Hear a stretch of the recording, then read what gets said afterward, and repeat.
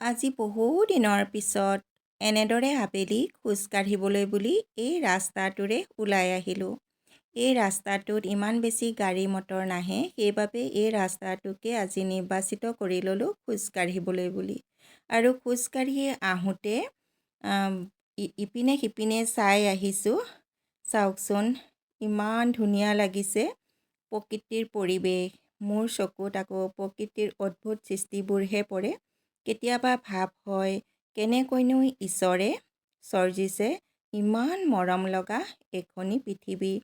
ইমান ধুনীয়াকৈ ফুলবোৰ ফুলি আছে। কোনজোপা লতা হৈ ফুলিব, কোনজোপা গছ হ'ব, এইবোৰ ভগৱানে যে নিৰ্ধাৰিত কৰি দিছে।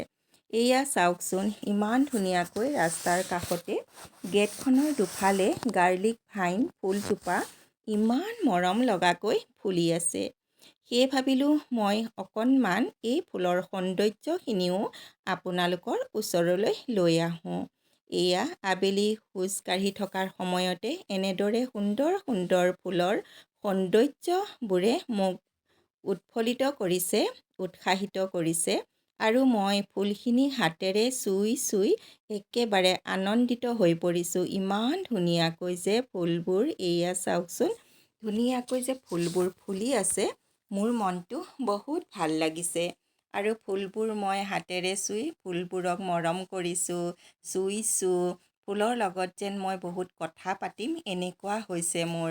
আৰু মই এনেদৰে গছ গছনিৰ লগত জড়িত হৈ থাকি বহুত ভাল পাওঁ।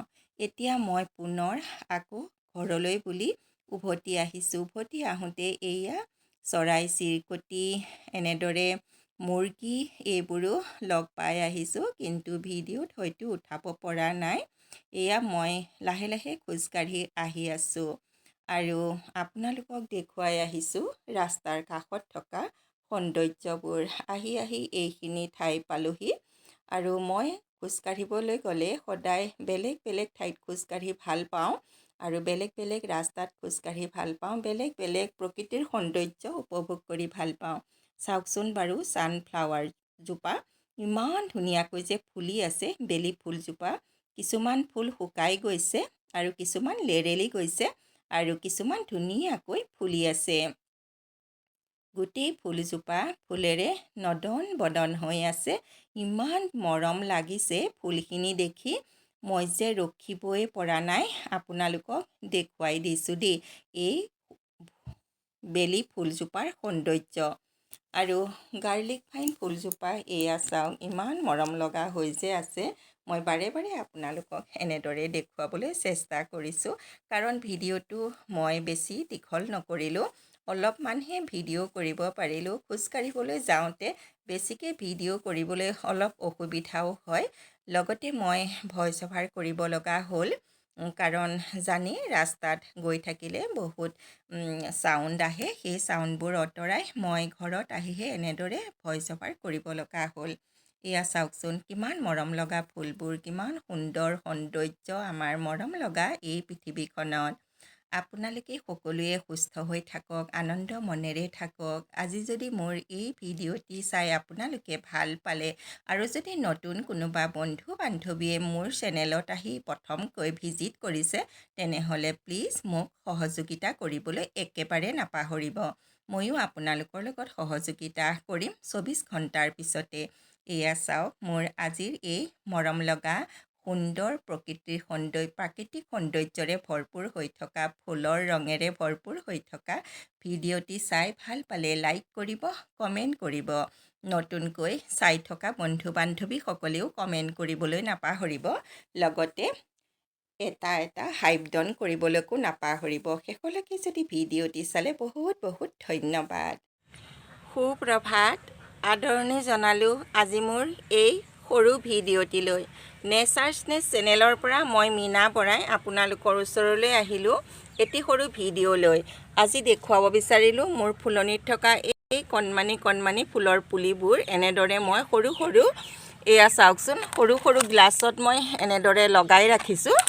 আৰু এইবোৰ যেতিয়া অলপ ডাঙৰ হ'ব তেতিয়া মই টাবত লগাম। এইখিনি অলপমান ডাঙৰ হৈছে, টাবত লগাব পৰা হৈছে বাৰু। এইখিনি লাহে ধীৰে মই টাবত লগাব লাগিব। আৰু এয়া গান্ধাৰী ফুলৰ পুলিবোৰো এনেদৰে মই একেলগে লগাই ৰাখিছোঁ। এইবোৰো অকণ অকণ ডাঙৰ হ'লে বেলেগত লগাই দিব লাগিব। লগতে দেখুৱাব বিচাৰিছোঁ কলিয়াছৰ কাটিংখিনিও বহুত ধুনীয়া হৈ পৰিছে। সেয়ে ভাবিলোঁ অকণমানকৈ হ'লেও দেখুৱাই দিওঁ। সেয়া চাওক গান্ধাৰী ফুলৰ পুলি এনেদৰে মই ধুনীয়াকৈ টাবতে একেলগে লগাই ৰাখিছোঁ। অলপমান ডাঙৰ হ'লে মই ধুনীয়াকৈ লগাই দিম। সেইবাবে এয়া মোৰ কাটিংখিনি আজি আপোনালোকৰ লগত অকণমানকৈ হ'লেও শ্বেয়াৰ কৰিব খুজিলোঁ। লগতে মোৰ ফুলনিত থকা এয়া ধুনীয়াকৈ সৰু সৰু গিলাচত এয়া মই লগাই ৰাখিছোঁ ফুলবোৰ। এইবোৰ ফুলৰ পুলি মোৰ ঘৰৰ গুটিৰ পৰা কৰিছিলোঁ। এইখিনি ফুলৰ কথা কৈছোঁ মই। এয়া ঘৰৰ মই যে গুটি পচাইছিলোঁ সেয়াৰ পৰা এইবোৰ পুলি হয়।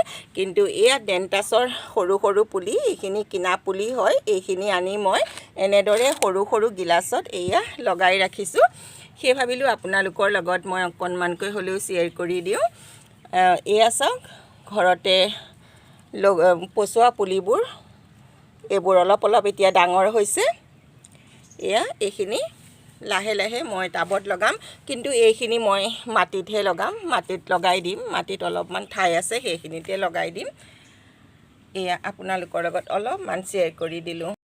এতিয়া মই আহিছোঁ গোলাপখিনিৰ ওচৰলৈ। গোলাপখিনি দেখুৱাব খুজিছোঁ। এয়া দেখিছেনে ফুলবোৰ ফুলি এনেদৰে ফুলৰ পাপৰিবোৰ সৰি পৰিলে। সেয়ে মই এই কেঁচিখন লৈ আহিছোঁ। লগতে মই ইয়াৰ পৰা কটন অলপমান লৈ লওঁ। আজি গাৰ্ডেনৰ অলপমান কাম কৰিব লাগিব। লগতে টাববোৰত কিছু টাবত পানী নাই, সেইবোৰ টাবত পানীও দিব লাগিব। সেইকাৰণে ভাবিলোঁ প্ৰথমে গোলাপখিনি অকণমান চাফা কৰি লওঁ। এয়া মই চেনিটাইজাৰ লৈ ল'লোঁ অলপমান। এয়া মই কেঁচিখনত ধুনীয়াকৈ সানি লৈছোঁ। আৰু এতিয়া মই মোৰ কাম আৰম্ভ কৰোঁ। এয়া চাওকচোন দেই, মই কেনেকুৱা ঠাইত কাটিছোঁ। এয়া চাওক ইমান ধুনীয়াকৈ এয়া দুফালৰ পৰা এনেদৰে পোখা মেলিছে। এয়া ধুনীয়াকৈ মই এইবোৰ কাটি দিছোঁ। লগতে পকা পাতবিলাকো মই এনেদৰে সৰাই দিছোঁ। এয়া চাওক ধুনীয়াকৈ মই এইবোৰ কাটি দিছোঁ। কিয়নো এনেদৰে যদি কাটি নিদিওঁ তেতিয়াহ'লে গোলাপজোপা পোখাবলৈ পাহৰি যাব। আৰু এনেদৰে কাটি দিয়াটো উচিত হয়। লগতে ইয়াতে পৰি থকা এই পাতবোৰ মই এইবোৰ আঁতৰাই দিব লাগিব। এয়া চাওক গোলাপত হয়তো পানী দিব নালাগিব। গোলাপৰ টাববোৰ ধুনীয়া হৈ আছে। আজি মই এয়া আৰু মোৰ কণমানি ফুলনিত এয়া ধুনীয়াকৈ কাম কৰিবলৈ আৰম্ভ কৰিছোঁ। এতিয়া গোলাপখিনি মই এনেদৰে চাফা কৰি লোৱাৰ পাছত মই ধুনীয়াকৈ এতিয়া মোৰ গোলাপখিনিত গোলাপ বুলিয়েই নহয়, মোৰ যিবোৰ ফুলৰ টাব শুকাইছে সেই টাববোৰত মই ধুনীয়াকৈ পানী দিবলৈ ওলাইছোঁ। এনেদৰে গোলাপৰ এইবোৰ মই কাটি আছোঁ। আপোনালোকৰ লগত শ্বেয়াৰ কৰিলোঁ। আশা কৰোঁ আপোনালোক সকলোৱে ভালে আছে। আপোনালোক সুস্থ থাকক, আনন্দ মনেৰে থাকক। দিনটো আপোনালোকৰ শুভ হওক।